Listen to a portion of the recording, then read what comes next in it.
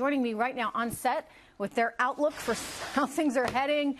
From here, we have Belpointe Chief Strategist David Nelson and our very own Kristina Partsinevelos and Empyrion Wealth Management President Kimberly Foss. A full house. Good to see you all. Markets up 210. Kimberly, does it stay this way? Do we keep moving higher throughout earnings season? You know what? I think we're going to Trish. It's 2/3 of the companies are going to be reporting here in the next 3 weeks. We're looking for earnings anywhere between 15 to 20% growth over the next 12 months. I think this is a very, very solid reflection of a big part of it is the tax code. And, you know, dropping from 35% down to 20%, this is going to be a trickle-down effect, and it's going to take time for the companies to materialize. But I think this is what's going to drive earnings. And then if we have good earnings, obviously we have good sales in the retail, it's going to drive the market. Everybody's 401ks are going to be higher at the end of the year than they are now. Okay, I like the sound of that. I hope that happens. I do think that tax policy is going to lend a little bit of some wind to the sails, shall we say, and I know you agree with that, David. Certainly. So walk us through it.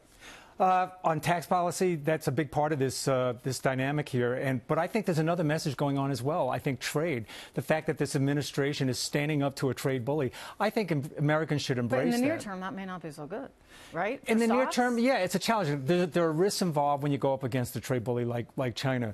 But we need somebody at this point that's going to stand up and do something to roll back a lot of what's taken place over the last 10, 20, 30 years. And sometimes there are risks in that, but I think Americans will eventually get that message. And now you're already talking about potential TPP Part 2. Larry Kudlow's there.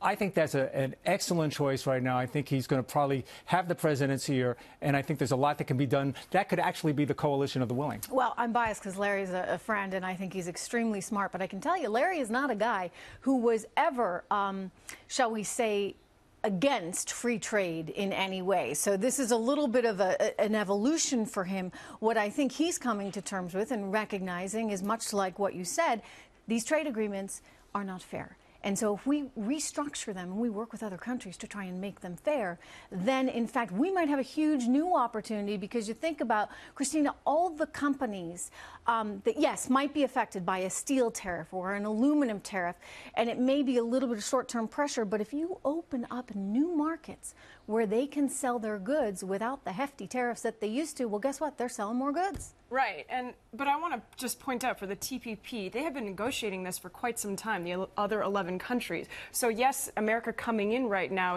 it could be a possible win, especially when you're trying to go against China, but it's not going to happen overnight. And if anything, there might be a little bit of a reduction in terms of does anybody think this wouldn't have happened without the threat of tariffs? I think President Xi just a couple of weeks ago, just 10 days ago, he said, look, we're looking at opening up our economy. We're looking at protecting intellectual property. None of that would have happened without the threat of tariffs. So now if we go back to the table, we're coming back with a stronger card. Right. Isn't this in a reaction to agriculture farmers who are just putting the pressure, especially in these Republican states? There are risks, like I said. There are definitely risks going up against a trade bully right now. But right now we have to stand up and we have to unwind some of this. I agree with you, Kristina. I think the reality, however, is, to David's point, if we don't do this now, my kids are going to have to do this. Your kids are going to have to do this. I mean, we are going to confront a much more difficult picture 20 years from now. And guess what? We're not going to have the leverage. We're not going to be as big an economy because China will be. They will have the economic power and their growth. Quite frankly, the military power as well. President Xi is counting on the fact that we will defend the status quo. He's counting on it. He's going to be there for life. We're going to be dealing with this dynamic for as long as... I agree with that. Yeah, and that's the other thing, right? I mean, you've got 4 years in the White House as president, 2 years in Congress. If you're, all our folks are up against it in terms of trying to get elected.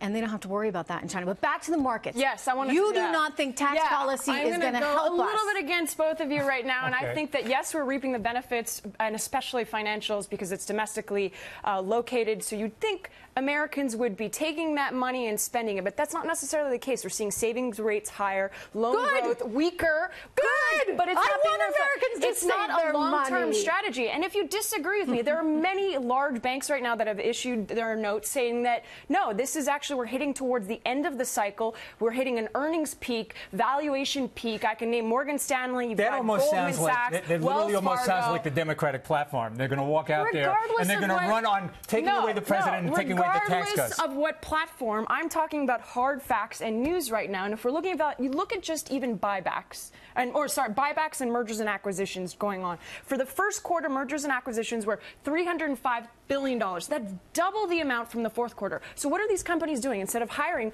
possibly they're putting it and reinvesting in the business for buybacks. You're thinking or short term, Kristina. No, if anything, I get that. I'm talking long term.